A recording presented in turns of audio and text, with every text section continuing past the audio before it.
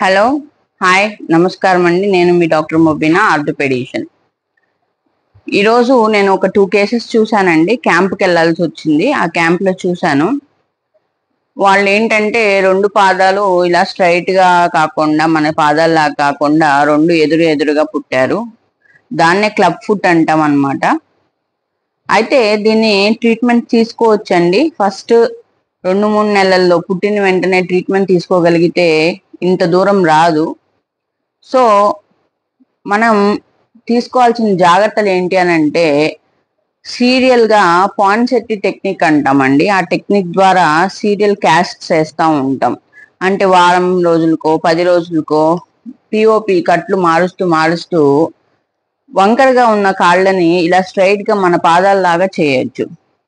అలాగా కొంతమందికి 5 నుండి 8 సిట్టింగ్ల వరకు పడుతుంది. అలా చేసుకుంటే మన నార్మల్ పాదాలలాగా వచ్చేస్తాయండి.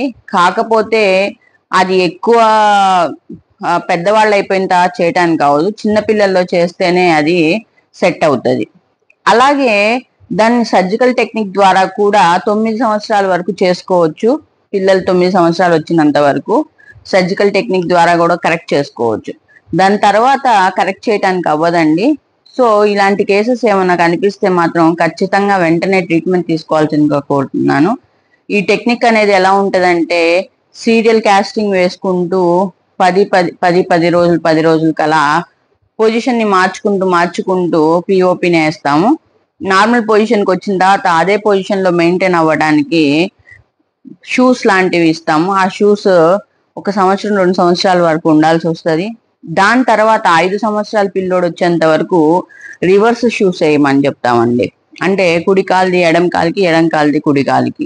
నైట్ టైం కూడా వేసి ఉంచాల్సి వస్తుంది ఇలాంటి షూస్.